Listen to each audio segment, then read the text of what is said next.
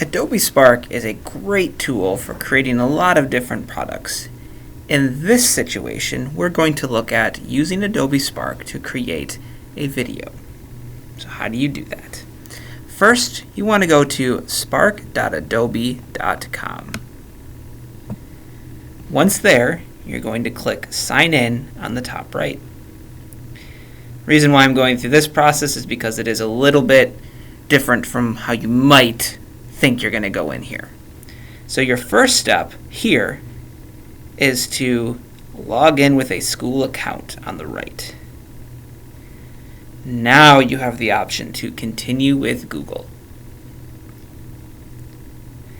Then, when you're asked this question, you want to choose Enterprise ID because it's a school account. Once you do that, you will be in to Adobe Spark. If you have any issues logging in, please reach out to me, Mr. Gauthier, and I'll be happy to help you. Once here, you can see on the top that we have several things that we can create.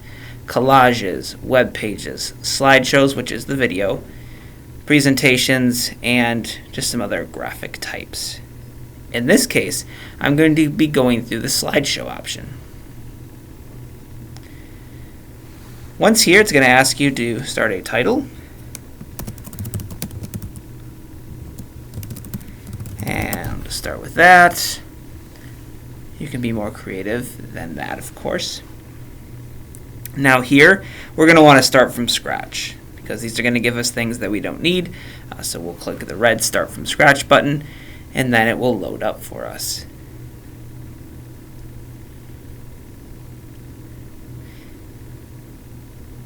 So you could watch this video if you wanted to. It's going to give you a quick view, or you can watch me.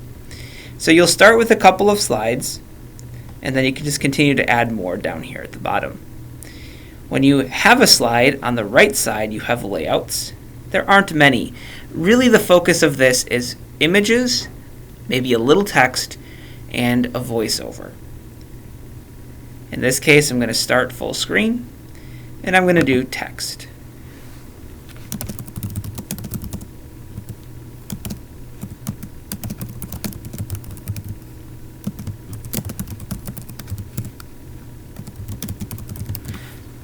So now we have some text there. I can make it smaller, I can make it larger, and I could add a background image as well. So they have photos built in that you can look for, and they are free to use photos. They're Creative Commons licensed. Otherwise, if you need photos, remember that the LMC webpage on the DPMS website has a whole bunch of copyright-free sources for images. You've got a lot of options over here to choose from as well.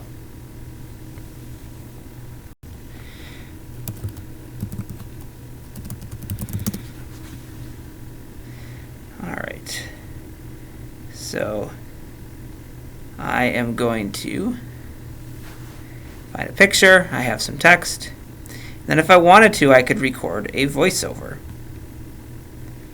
To do that, I simply click on this to allow the microphone. That's for the first time.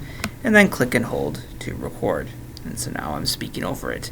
And this slide will go for as long as my recording is. My recording is 6 seconds. Here it is. I can play it back and hold to record. And so now I'm speaking over it. And this slide will go. You also get some music in the background as well, which we can look at later. And then you see the timing here. So if you wanted to, you could, if you didn't have any narration, you can tweak the timing by clicking on this clock. So then from there, it's really the same thing. You'll click the plus sign to add a new slide. You can tweak the layout here and continue to add photos and a little bit of text and really leaning on that narration. When you're done, you can look at the overall theme and play around with some of the colors if you choose to. You really don't need to mess with resizing. Widescreen is totally fine.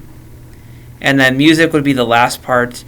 Some background music isn't bad. Your voice will be much louder than the music will be if you just leave it like this and then they have a bunch of built-in music for you to use. So once again, highly recommend using what's built in here. They're free to use, but if you'd like to add your own custom background music, make sure you use one of these options here on the LMC website for copyright-free sources. When you're done, you're going to click the download button here, and you're going to turn it in through Classroom. The reason I suggest that is because you want to make, sometimes when sharing the link, you click share, you have to go through publish and make sure you get the right link. Downloading, you get a video file, it's very easy, you just attach it to Classroom, and then there's no issues there. So you simply click the download button, it will prepare the video for download, and it may take some time. You do need to leave this window open.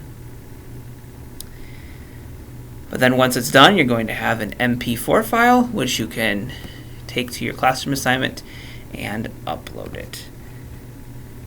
There you go. The videos do turn out pretty good. Here's my finals. I did remove my narration. So the transitions are nice, it looks good, sounds good, and is a great way to do a project.